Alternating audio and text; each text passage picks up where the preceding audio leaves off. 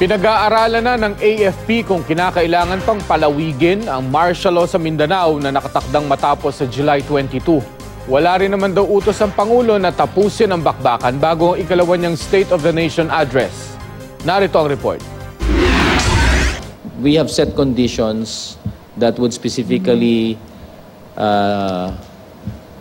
mention or act as the standards whether martial law should be extended or not. That assessment regarding whether those conditions have been met has not yet been made fully. Hindi pa masabi ng militar ang mga kondisyon bago matiyak kung kailangang palawigin ang martial law sa Mindanao dahil sa issue ng seguridad. Naniniwala ang militar na nakatulong ang martial law para mapabilis ang pag-aresto sa mga taong sangkot sa rebelyon. Sa July 22 nakatakdang mag-expire ang 60-day martial law. Wala rin daw utos si Pangulong Duterte kung kailan dapat matapos ang bakbakan sa Marawi.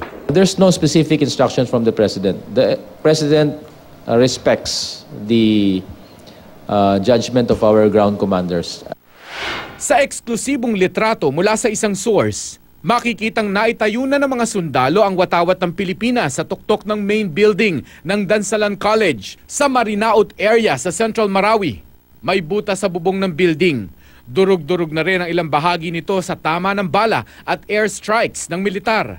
The college has a lot of good constructed buildings, well-constructed buildings that are very defensible. Kaya ito yung naging isang maselang operasyon dahil lahat ng pagpasok dito kitang-kita sa lugar ng Dansalan.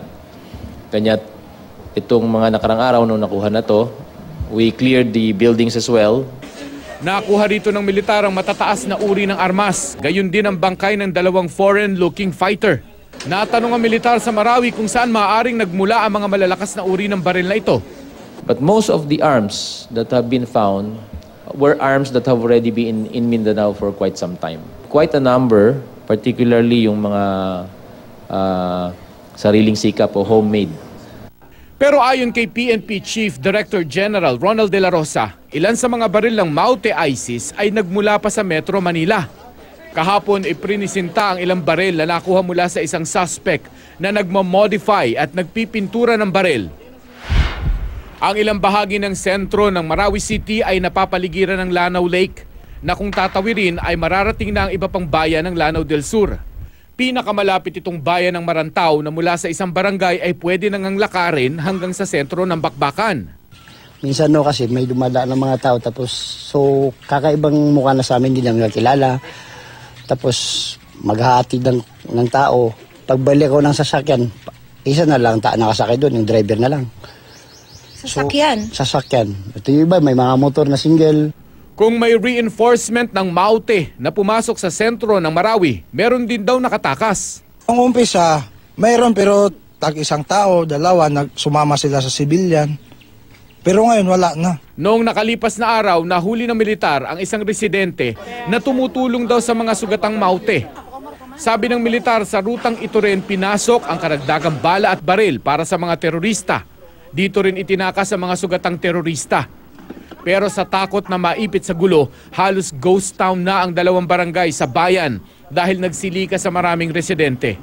Pero ang tunay na kalaban ng mga nandito ay gutom, lalo na ang mga bakwit na nakatira sa kanilang mga kamag-anak. Mula raw na mag-umpisa ang bakbakan, ni isang lata ng sardinas wala silang natanggap. Nabanggit naman kanina ng AFP na maaaring humingi ng tulong ang mga apektadong miyembro ng SSS sa kanilang malapit na branch.